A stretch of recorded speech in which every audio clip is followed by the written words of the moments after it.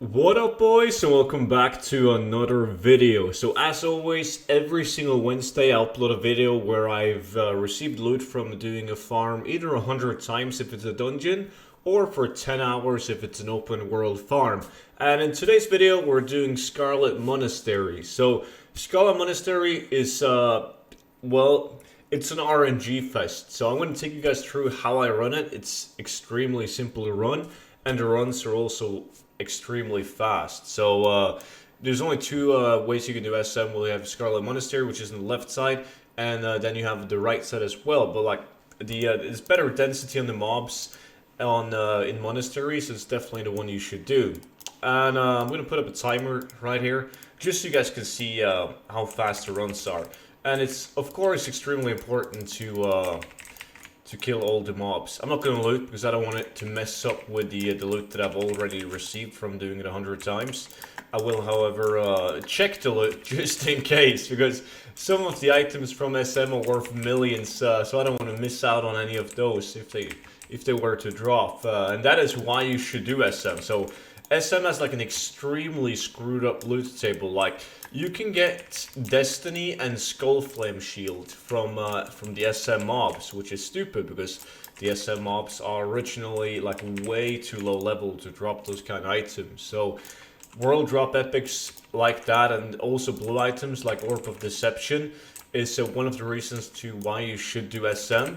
But even better than that is the super items. So similar to Ultimate that I made a video about recently, it has like these super items, and they're considered super items because they're extremely hard to get. Like, I know people who've done thousands of runs, like literally thousands of runs of SM, and they haven't received all of the items, like not even close. We're talking items, specifically the Scarlet set, like some of the old BOE set pieces, like the chest and the boots. I've received the boots twice myself, never the chest.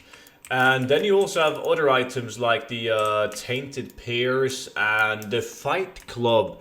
Like, there's a huge list of War Chief, like the kilts as well from this dungeon. There's probably like 8 to 10 super items, and they're extremely hard to get, extremely valuable, but also extremely hard to sell, because the only people that are going to be interested in spending like 500,000 gold to a couple of million of gold for these insanely rare items is people who want to collect them all. Like, they would just want to collect one of every single item in the game using ATT.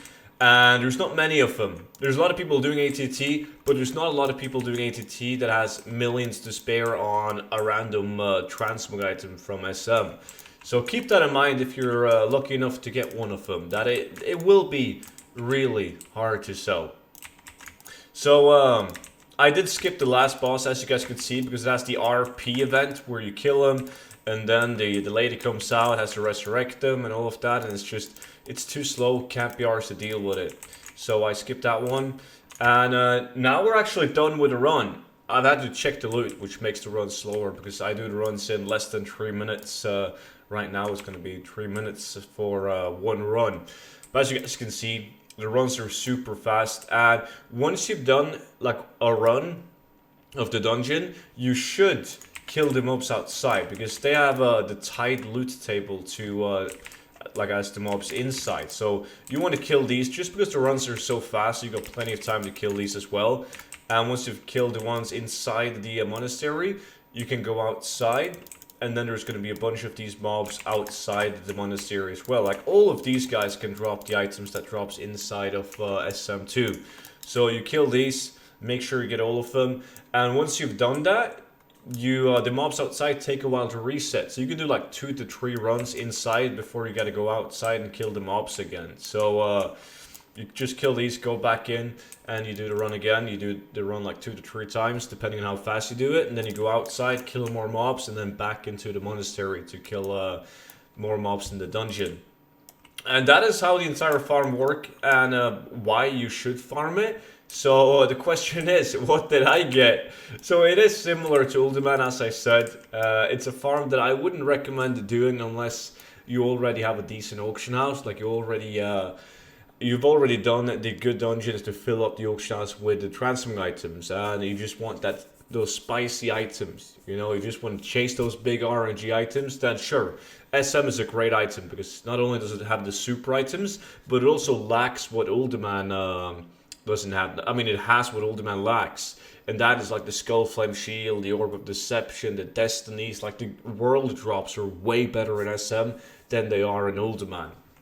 So after doing it for 100 runs, this is the loot that I'm going to be left with. Just gotta vendor the shit that I accidentally picked up. There we go. So as of green items, they're way better than Uldaman, the green items too. Like this one, it's okay. 2.5k on my realm, but these robes always sell. Same with this headpiece. These legs, these legs, and the sage cloth always sells as well. 4,000 gold in my realm right now. These leggings too, 4k. This chest, only 500 gold right now in my realm. This one is really good. Has a market value of almost 40,000 gold, but it goes for 62,000 gold right now on my realm. And then I got 2 epics. Didn't get any epics like a value. I got 2 necklaces, so absolutely dog shit. I got 1 pattern, the Mooncloth Shoulders, good enough to keep. And then the blue items, this one, the Cobalt Crusher, is an SM only blue item. 80,000 gold market value. Already have one up in the auction house, currently for 22,000 gold. Harbinger boots, really bad. This shield as well is bad. I actually managed to pick up an Orb of Deception. Always nice to get these because they tend to fly off the auction house. And then I got the Blood Spiller, 5,000 gold in my realm, 14,000 gold market value. This one is less than 100 gold, 4k market value. This hammer, not even worth mentioning, it sucks. And then I got Double Butchers, 22,000 gold market value. They're only going for 9k on my realm. So my best item in a market value is the Cobalt Crusher. But like what I'm going to be able to sell for the most of my realm, most likely, is the Silver Thread Rope. So actually a green item. And all combined, when I use my macro, it's 122,000 gold when put up on the auction house, if it were to sell for that price. So it's just 12,000 gold an hour. Well, it's unfair to say an hour because I do 10 runs in like 25 minutes. So you would have to double that, so like 24k an hour. But since you get locked out after doing it 10 times, it is pretty much 12k an hour. Then you can go and do something else with the remaining 35 minutes. But yeah, it's more than I got in Uldaman. In Uldaman, it was actually less than 122,000 gold in market value. So I do think that SM is a better dungeon than Uldaman for most people. Uldaman is a lot of fun to do. And the thrill of the hunt with Uldaman, getting those super items, is great. So if you have to like the thrill of the hunt and you really like doing Uldaman, but you don't feel like you're making a lot of gold, then SM is a great option because you're going to get more items that you can actually put up on the auction house. And you also have a chance of getting like extremely valuable items. And then of course, the runs are faster, so sometimes when we don't have that much time, it's easier to sneak in 10 runs of SM than it is sneaking in 10 runs of Uldaman.